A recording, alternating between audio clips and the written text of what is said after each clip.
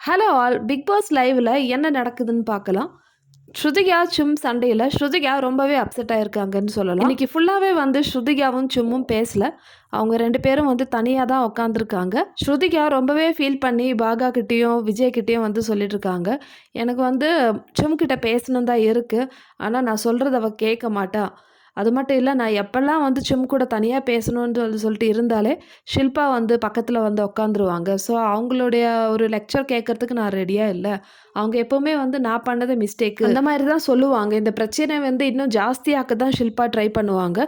So, அதனால ஷில்பாவோட பிரசன்ஸ்ல வந்து எனக்கு சும் கிட்ட பேச வேண்டாம். எனக்கு தனியா பேசினா போதும்ன்னு. இந்த பிரச்சனையில பாகா வந்து ஸ்ருதிகாக்கு ஹெல்ப் பண்றாங்க. பாகா வந்து சும் கிட்ட போயிட்டு, இந்த மாரி ஏன் வந்து நீ ஸ்ருதிகா கூட பேசக்கூடாது? அவளும் வந்து ரொம்ப ஃபீல் பண்ணிட்டு இருக்கா அப்படின்னு சொல்லிட்டு சொல்றாங்க. ஸோ, சும் வந்து இல்ல எனக்கு கொஞ்சம் டைம் தேவ.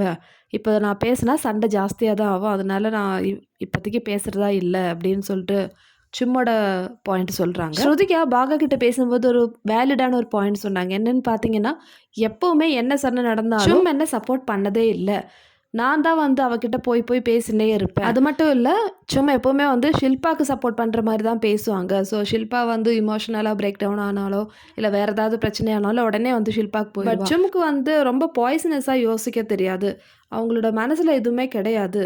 ஸோ அந்த மாரி தான் வந்து திருப்பியும் சும்முக்கு சப்போர்ட் பண்ணி ஸ்ருதிகா பேசுறாங்க. ஆனா நான் இப்ப போய் பேசுறதுக்கு இந்த இஷ்யூ சால்வ் பண்றதுக்கு ரெடியா இல்ல அப்படின்னு சொல்லிட்டு தான் வந்து ஸ்ருதிகாவோட பாயிண்ட் ஆஃப் இதே விஷயங்கள வந்து பாகா சும் கிட்ட போயிட்டு சொல்றாங்க. ஸ்ருதிகா வந்து தனியா தானே இருக்காங்க. நீங்க பேசலாமேன்னு சொல்லிட்டு பாகா வந்து ஒரு முயற்சி பண்றாங்க.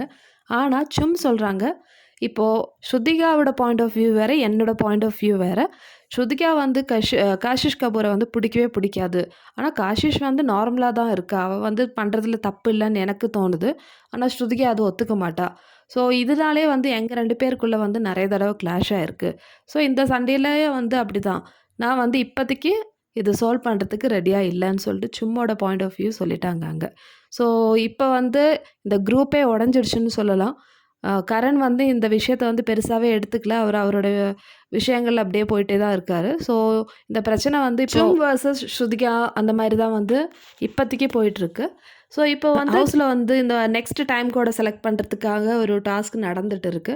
ஸோ அதுலேயும் வந்து ஸ்ருதிகா தனியா தான் உட்காந்துருக்காங்க. சும் பக்கத்துல உட்காரல. சரி மக்களே, இந்த வீடியோ பிடிச்சிருந்தா என்னோட சேனல் வந்து சப்ஸ்கிரைப் பண்ணுங்க, லைக் பண்ணுங்க, ஷேர் பண்ணுங்க. இதே மாதிரி பிக் பாஸ் அப்டேட்ல அடுத்த வீடியோல பார்க்கலாம்.